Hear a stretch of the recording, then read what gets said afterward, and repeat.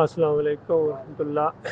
قال اللہ تعالیٰ عز و جل کل سیروا فی الارض فانظروا کیف کان عاقبۃ الذین من قبل کان اکثرهم مشرکین۔ اللہ تعالیٰ احساس دلاتا ہے کہ دیکھو زمین پر چلو پھرو، دیکھو لوگوں سے پوچھو، پرانے واقعات آپ کے سامنے ہیں کہ پچھلی قوموں کے اوپر اللہ کے عذاب کیوں آئے تھے۔ سوچنے سے پتہ چلے گا نا، یہ ایک دوسرے سے پوچھنے سے پتہ چلے گا، ویسے تو نہیں پتہ چلے گا نا۔ جس طرح قرآن میں اللہ تعالیٰ کہتا ہے کوئی بات اگر نہیں معلوم ہے تو جاننے والے سے پوچھو۔ اس کا مطلب ہے اللہ نے یہ نظام ہی اسی طرح بنایا ہے کہ دنیا میں ایک انسان ہی دوسرے انسان سے سیکھے گا بھی سکھائے گا۔ دنیاوی کام بھی دیکھیں ایسے ہی ہوتے ہیں، مزدوری بھی انسان سیکھتا ہے، میسن سیکھتا ہے، پلمبنگ سیکھتا ہے، الیکٹریشین سیکھتا ہے، پھر آگے سکھاتا ہے، انسانوں کے ذریعے ہوتا ہے۔ دین بھی اللہ تعالیٰ نے اسی طریقے سے رکھا ہے۔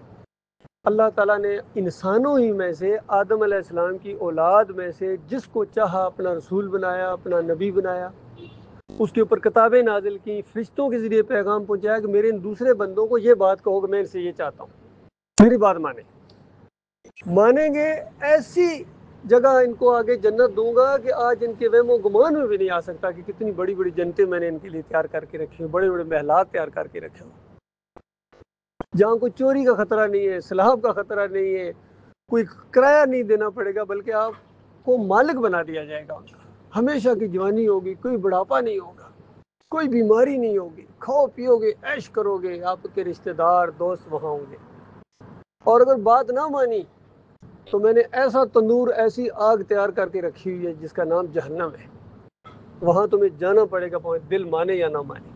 اور پھر دنیا میں بھی اللہ تعالیٰ نے دکھایا، دیکھو دنیا میں بھی جب میرے عذاب آتے ہیں تم بے بس ہو جاتے ہو، چاہے بڑے سے بڑے طاقت والے ہو، بڑی سے بڑی فوجیں تمہارے پاس، جو مرضی تمہارے پاس ہے، لیکن اللہ سے کوئی مقابلہ نہیں کر سکتا ہے۔ تو یہ میرے بھائیوں، آج جو مسلمانوں کے اوپر عذاب آ رہے ہیں ہر جگہ، یہ اسی اصول کے تحت آ رہے ہیں، اسی اصول کے تحت کہ قوم کی اکثریت شرک کرنا شروع ہو گئی، کیونکہ اللہ فرماتا کانا اکثر مشرکین، ان کی جب اکثریت مشرک بن گئی تھی تو اللہ کے عذاب پھر آتے ہیں۔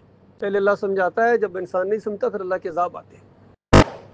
آج دیکھو ہماری قوم بھی شرک کے اندر، اب شرک کیا چیز ہے؟ اللہ کے ساتھ شریک ٹھہرانا ہوتا ہے کہ اللہ کو چھوڑ کر اگر آپ کسی اور کو پکاریں گے مدد کے لیے، کسی اور کی نظر و نیاز کریں گے، اللہ کاروبار دے کے فلاں کی وجہ سے ہوا ہے، فلاں ہی منت مانی تھی، فلاں کو میں نے پکارا تھا، اس کا مطلب آپ نے اللہ کو نہیں مانا پوری طرح۔ ہونا تو یہ چاہیے کہ میرے رب کا فضل ہو، بس میرے رب، وہ جو میرا مالک ہے جس نے مجھے پیدا کیا ہے، اس کا فضل ہوا ہے، اولاد دی ہے، کاروبار دیا ہے، صحت دی ہے، یہ اللہ کا احسان ہے۔ اور اگر کسی اور کا کہا جائے فلاں دربار کا ہے، فلاں مورتی کا ہے، یہ ہے وہ ہے، کسی کی طرف منسوب کر دیں گے، جس طرح ہماری قوم کر رہی ہے۔ فلاں بابو پیر ہے، فلاں داتا صاحب ہیں جی، فلاں علی اجمیری صاحب ہیں جی، فلاں کھوٹی کھری کرتے ہیں جی، فلاں علی مشکل کشا ہیں جی، حاجت روا ہیں جی، یہ سارے جو ہم دوسروں کی طرف منسوب کر دیتے ہیں، اس کو اللہ شرک کہتا ہے۔ اور دنیا کی کسی قوم نے اس طرح شرک نہیں کیا کہ ہاں ٹھیک ہے ہم شرک کرتے اچھی بات، کبھی اس طرح نہیں کہتے ہیں۔ وہ کہتے ہیں یہ شرک نہیں ہے، جب سمجھانے والا کہتا ہے شرک ہے، وہ کہتے ہیں شرک نہیں ہے۔ شرک ہوتا تو کیوں اللہ چلنے دیتا؟ کوئی اللہ چلنے اس لیے دیتا ہے کہ امتحان ہے، ڈیل دیتا ہے اللہ تعالیٰ۔ دونوں راستے آپ کے سامنے رکھے جائیں گے، دو راستے ہیں آپ کے سامنے اور دو انجام ہیں۔ ایک نیک لوگوں کا راستہ ہے، اللہ کو پکارنا، اللہ کے سامنے رکوع کرنا، اللہ کے سجدے کرنا، اس کا شکریہ ادا کرنا، یہ نیک لوگوں کا راستہ ہے۔ اس راستے کو اختیار کرو گے تو نیک لوگوں کے ساتھ جنت میں جاؤ گے۔ اور دوسرا کیا ہے؟ جس طرح یہودی، عیسائی، کوئی عزیر علیہ السلام کو پکار رہا ہے، کوئی عیسیٰ علیہ السلام کو مدد کے لیے پکار رہا ہے، ہندو سکھ اپنی مورتیوں کے سامنے جھک رہے ہیں، سب کچھ جو کچھ ہو رہا ہے یہ شرک ہو رہا ہے۔ اور آج یہ مسلمان بھی ان کی دیکھا دیکھی، شیطان ان کے پیچھے ہے، ان کو اسی طرح مشرک بنا دیا ہے۔ مزاروں پر چادریں چڑھانا، عرس اور میلے کرنا، وہاں 11ویں کوئی دے رہا ہے، کوئی 12ویں دے رہا ہے، کوئی 10 محرم کے شربت بانٹ رہا ہے، یہ کر رہا ہے، یہ اللہ کے علاوہ بندگیاں ہیں۔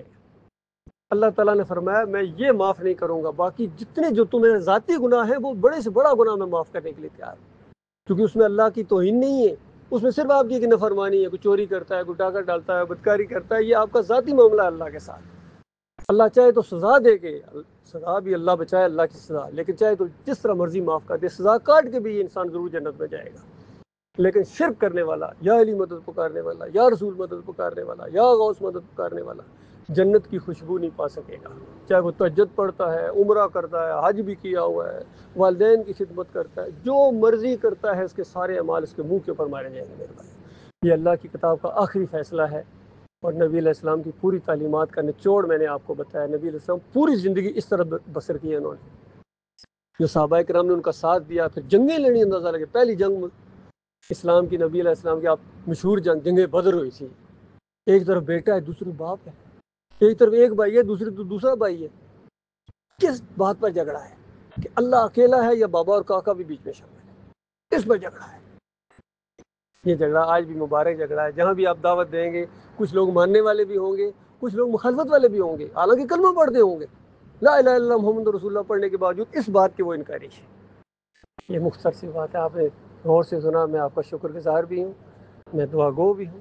اللہ تعالی ہم سب کو اس ایمان کے اوپر موت دے جو اصلی ایمان ہے، جس کو اللہ ایمان کہتا ہے، جس کو نبی علیہ السلام نے ایمان کہا ہے۔